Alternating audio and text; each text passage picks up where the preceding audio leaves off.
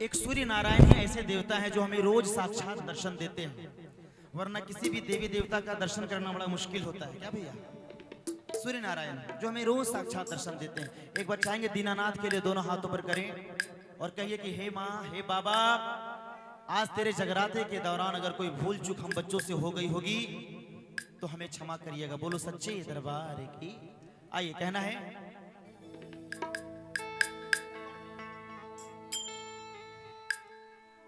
फल फल हरिया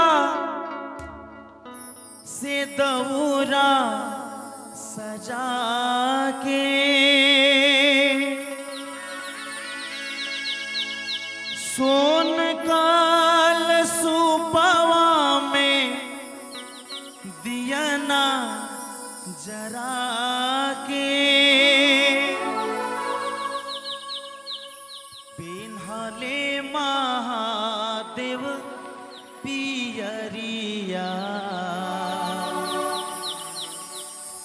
पिन्हले महादेव पियरिया,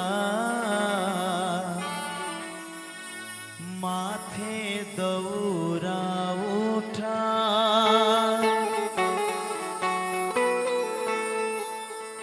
काचही बांस के बहंगिया, बहंगी लचकत जा।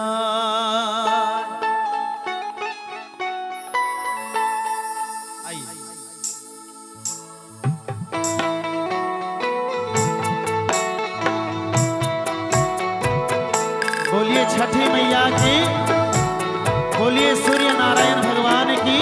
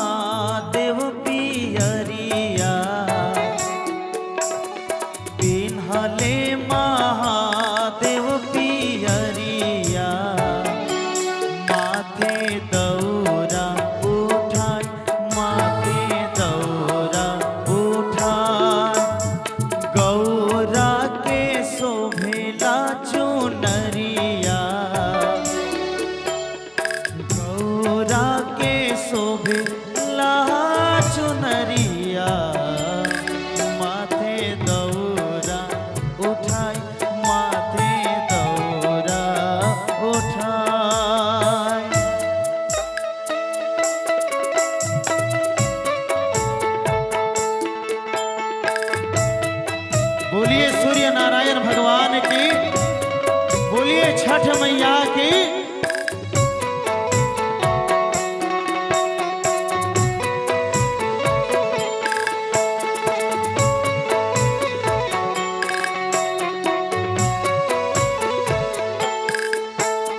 फल फल हरिया से दौरा सजा के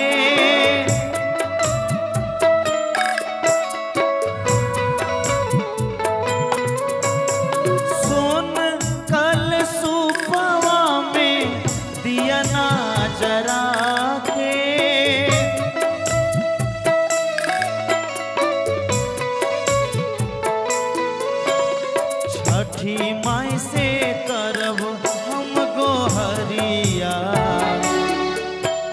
छठी माई से करब हम गोहरिया, भीख मांगे सिर नाय, भीख मांगे सिर नाय।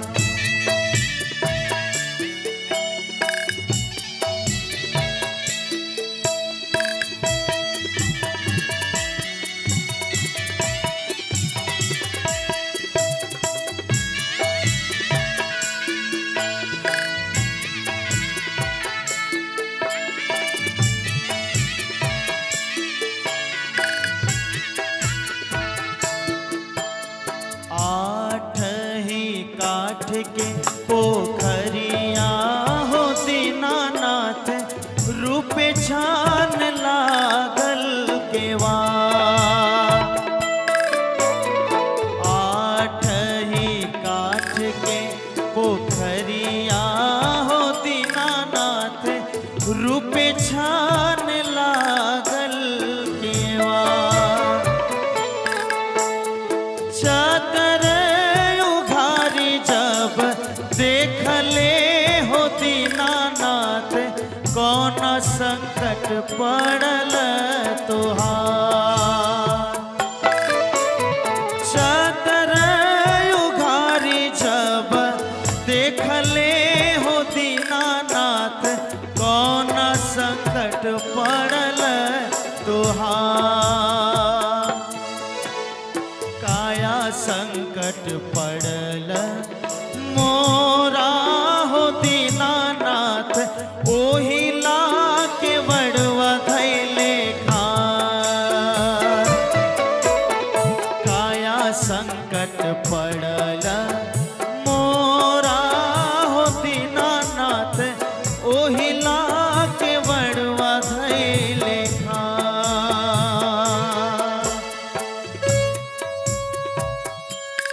एक बार सारे मिलकर बोलिए छठी महारानी की।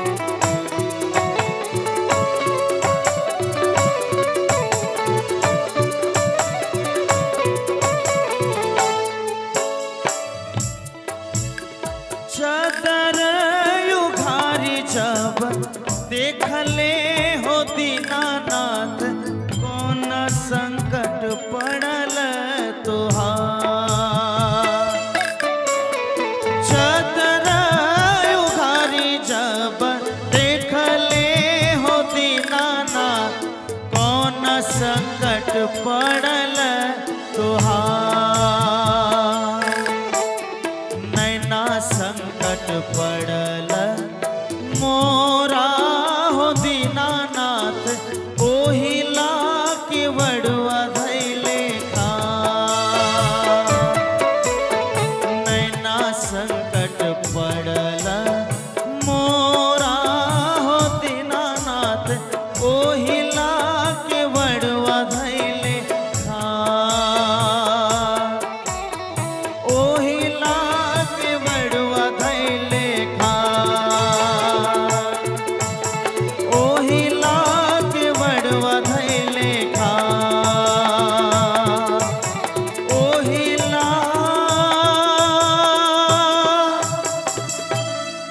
के बड़वा धैले खार। बोलिए छठी मैया की, बोलिए सच्चे दरबार के, बोलिए शेरों वाली मैया की। और आज के कार्यक्रम